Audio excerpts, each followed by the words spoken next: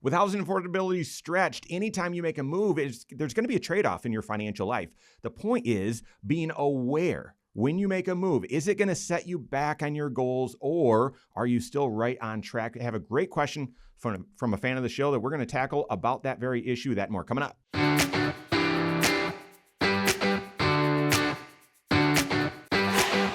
Welcome to our Wise Money Spotlight series, where we spotlight a question from a fan of the show and tackle it with one of the certified financial planners on the KFG team. My name is Mike Bernard. I am your host. I'm also one of the certified financial planners here at Korhorn Financial Group. And with me back in the studio, Matt Hoke, senior financial planner and jack of all trades. Matt does taxes. He does retirement planning. He helps our retirement plans department. He also is one of the leaders and mentors a lot of young advisors on the team. Matt, welcome back into the studio. Appreciate you being here.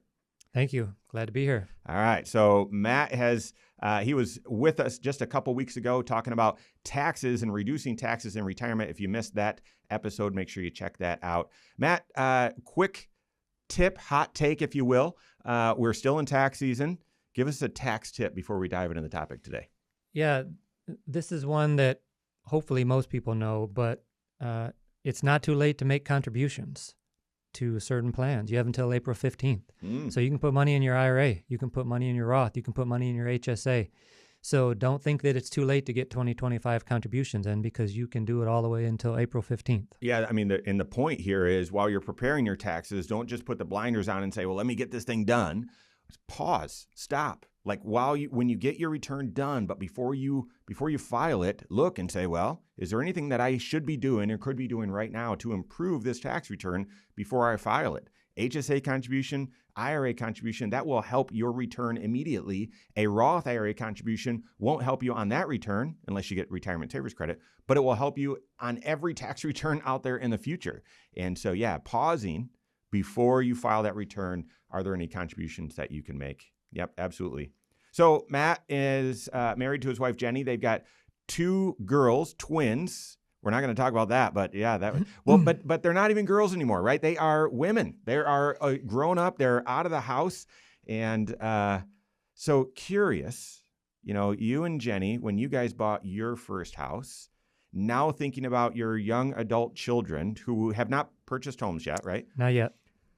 What's the difference? When you think about them buying a house today compared to when you and Jen bought your first house, what are the differences? It's actually pretty dramatic, and I hadn't put a whole lot of thought into it until I was thinking about it for the show. But we bought our first house in 2000, so over 25 years ago now. Yeah.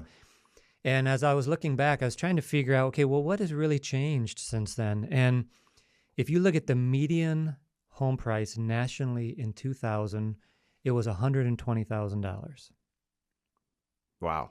Yeah, so that seems pretty low when you think about what today's home prices are. There were no tax credits available for home purchasing at that point when we bought our first home, and mortgage rates were around 8%. So if you bought a $120,000 house, you financed it for 30 years at 8%, you would have a mortgage payment of $880 a month before your property taxes and insurance. Okay. So well under $1,000. Yep. So it was a pretty reasonable time to buy a house. Yeah, and obviously, the typical salary and wages were lower then, but yeah, I think we would all say that's fairly reasonable, under $1,000. And if in 2000, not a single state had a median home price above $200,000. Oh wow, even California, New York. Yeah, not one. Fast forward 25 years. Yeah. So now we look at 2025. There are only 2 states that had a median home price under $200,000, and that was Mississippi and West Virginia. Huh. So every other state's median home price was over $200,000, when back 25 years ago, none had one over that, even the coast. So what is the median right now? So in 2025, the median home price was over $500,000. Shut the front door. So that is over a 400% increase in the value of the average home nationally over that 25-year span. Oh, man. So the crazy thing about that is that if you try to go buy a house today, and let's just say it's the median price, we take a $500,000 home, I finance that for 30 years today. Interest rates are a little bit lower. Let's just say it's 6.1%. My mortgage payment before taxes and insurance is now $3,030 a month. and not $880 a month. Oh my goodness. So the big difference that has changed, if my girls want to go buy a home today, it's going to cost a lot more. Yeah. And they don't have the benefit of owning a home that I can sell that's appreciated. Because Right. if I went and bought that home, I'd be able to sell my home that's appreciated, and I would have equity to put into that. Mm-hmm. And yeah, I mean, so housing affordability is stretched. Thanks for, making us really depressed, Matt. So appreciate that. And at least, well, the alternative is really cheap as well. Rent is, no, I'm just kidding. Rent is terrible. Live at home for as long as possible, I think. Yeah. Actually, all kidding aside, I really do think that, way back in the old days, and I'm going to say 50 to 75 years ago, it was sort of common. Like if you inherited a house, that was your house. Like you inherited it. Like homes could be passed down from generation to generation, or giving occurred to help people get into buying a house. We might be re-entering that stage over the next 20 years, where houses are much more of a legacy type of transition, as opposed to, oh, well, everyone buys a house. All right. Now that weaves into this great question here from Jonathan, and I think we can all relate. So fairly long question. Hang with me here. So wife and I have always tried to do the right thing, living within our means, maxing out our 401ks, maxing out our Roth IRAs, and saving to keep on track for our kids' college. That said, we find ourselves cash poor, and unhappily stuck living in a very rural area with lack of community, lack of services, lack of amenities and opportunities, and poor schools. Moving to town would require trading up for a much more expensive home. We've got about $200 in equity in our house, and we owe about $200 on the mortgage. But we need to purchase a home in the $750,000 range, $750,000 range, and a much higher interest rate. Currently, our interest rate's just over 3%. Our dream finally feels within reach, though, because we just found out we're receiving a $200,000 lump sum inheritance, no taxes on that, and between my wife and I, we're getting around a $15,000 salary increase. We think we can tighten our belt and come up with an additional, $500 to $1,000 a month, but we're still thinking there's a gap. So our question is, how wide is the gap considering the best use of this $200,000 inheritance, and how can we close the remainder? Would it be worth considering easing off our retirement contributions and our education contributions as well? And there's a little bit more, but he ends with, I know it may go against some of the advice of a financial planner, but guys, our kids only have one childhood. We're worried about one day being empty nesters, having plenty of money, but not having given our kids a growing, like a childhood that in a better school. So, oh my goodness, there's a lot there. A lot of people can relate. I can relate right now. We've been in our house for 15 years, and we have been talking. I've aired it out on the show a few times. Like, how do we navigate? Should we shift to a different house? And it's going to be costly anytime you do that. And when you look at that, you think, well, there's risk, and then there's opportunity cost trade-off, because if money's going to the house, it's not going to savings or other things. So, Matt, wade into it. How do you start dissecting the question, getting to an answer? It is a great question, and it touches a lot of different areas. And I can totally relate, because we did a similar thing about 11 years ago. Yeah.